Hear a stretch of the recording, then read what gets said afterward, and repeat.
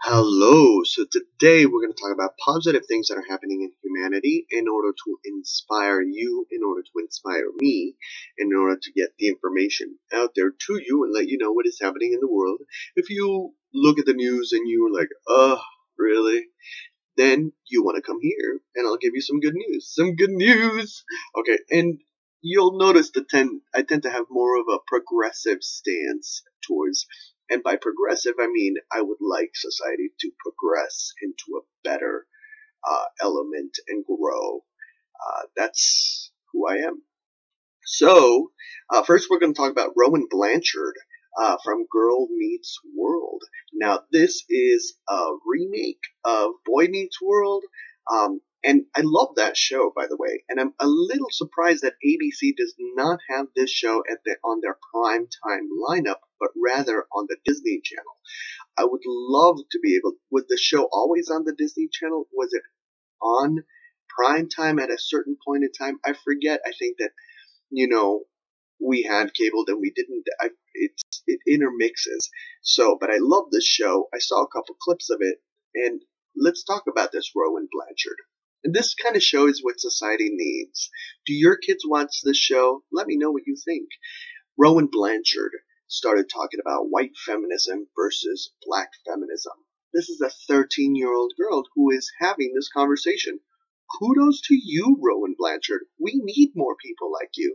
I am extremely empowered and uplifted by your courage and your zeal to address this issue. Wow, you knocked it out of the park. Thank you so much for and whether people agree with her or disagree with her, the fact that this is a 13-year-old girl who is curious and deeply passionate about the issues of society. I am excited. I am excited for the future. They say, a beautiful lady once sang, I believe the children of the future, teach them well and let them lead the way. Well, Rowan Blanchard, you've really proved us a lot. So now we're going to talk about black women. Black lives matter. Do black lives matter? Do they? Well, let's address it. First and foremost, we want to throw out a shout out to Fish Mooney, which is Jada Pinkett Smith, who played Fish Mooney on Gotham. And if you're not watching Gotham, very great show, by the way. So a very powerful character that she brought on the scene, and we hadn't seen a character like that in primetime for a while, I believe. I think that we're having those characters in How to Get Away with Murder and Scandal portrayed by black women, which is really powerful. But in the comic book version, in the comic book world, I think that there's a certain psyche when you would put a black woman in power in the comic book world. There's a lot of fans to Storm from the X-Men. So Alfre Woodard, we'll talk about that, is coming into the Marvel universe, and she is playing a character on the Luke Cage show. It's not a variety show. Luke Cage is a character from the Marvel Universe, black superhero. Netflix is doing an entire series on a black superhero. What? Yes, Luke Cage is here, and he's coming into the Marvel Universe. So I'm excited about that. I'm excited for Alfre Woodard. Now, Amanda Waller. Who's Amanda Waller? She is a character on She's a character on the DC universe. Amanda Waller is kind of like a Top Gun.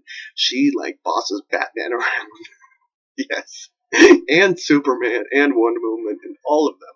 It's a black woman, and Amanda Waller has been instrumental in DC world. She is being played by Viola Davis, whom I love because of her amazing performance on How to Get Away with Murder. If you're not watching How to Get Away with Murder, you are totally missing out. Some people, Scandal, I jump on and off of. But How to Get Away with Murder is a theatrical masterpiece that just, and you have to watch the whole season. It's really, really a powerful, powerful show, and I'm excited for the second season. So let's talk about that. Then we've got the Black Panther movie. What is happening? How is it going to be written? How is it going to be addressed?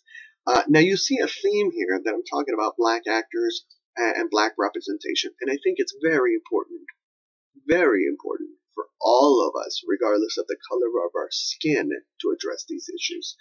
And Straight Outta Compton made a lot of money. So you see a lot of shift, a lot of tide is shifting in a certain way. And now we've got Bernie Sanders, an empowered individual who speaks to humanity. And most recently, people got up on stage and they protested him about the Black Lives Matter element. And Bernie stepped off the stage. And then later he met, I believe, correct me if I'm wrong, but he met with the protesters and had a discussion with them about how to help. So, there's a lot of really amazing stuff that is happening in the world. So would. And also, whether you agree or disagree with Bernie Sanders, I think this is an individual who behaves as a gentleman in this climate where people are throwing mud at each other and people are doing things, and it gets a little tired. And it gets a little, Bernie Sanders is that zest. He stood outside of a convention and spoke to people who had already, like he was in a place and then he talked and there was still people left. And so he talked to them too, and outside of the place. I was like, that's a presidential candidate. That is a presidential candidate. A man of the people. Okay. Luke Cage, Netflix. Talked about that, right? Yes. Scandal. Love it. Let's see. Grace Randolph. Where do I get a lot of my news? Grace Randolph, Beyond the Trailer. You can check her out right at the bottom.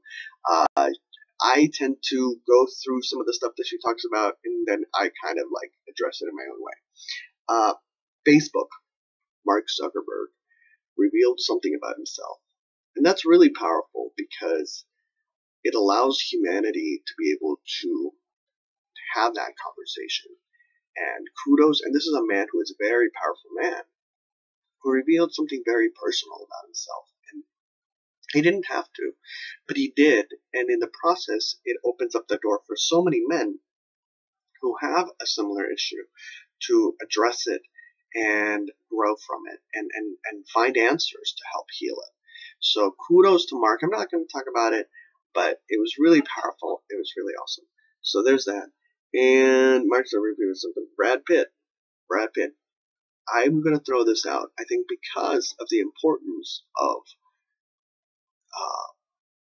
I think the Rachel Dolezal situation really kind of made me question. Can I speak about Black Lives Matter? Can I talk about what is going on in the world as with the color of the skin that I have? Can I do that? And then it brought the question why and why not. I think that more white celebrities I would love to see more white celebrities step up and have this conversation. And one of the leading white celebrities that I would imagine could do this and would be most passionate to do this is Brad Pitt. And if Brad Pitt was the national spokesperson for the NAACP, wow. If the NAACP had a person of every race be like a celebrity of every race be their spokesperson, that would be extremely amazing.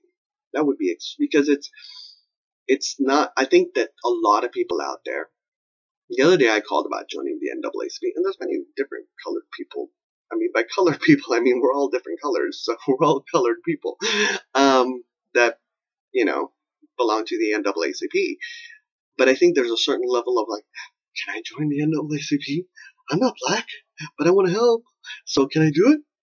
I think that there's a certain level. It's like you can. There's no law against it. There's no test you take. I don't know, not dark enough. No, that's not how it works. You can. So I'm going to leave you with that. And I would love for Brad Pitt to have that conversation just because of the movies he's been working on, just because of his humanitarian involvement, just because of the conversation, and just as a person, I think that he really, in the climate that we live in, I think he's really a person that would be like, okay, thank you for listening, and I wish you a wonderful year. Take care.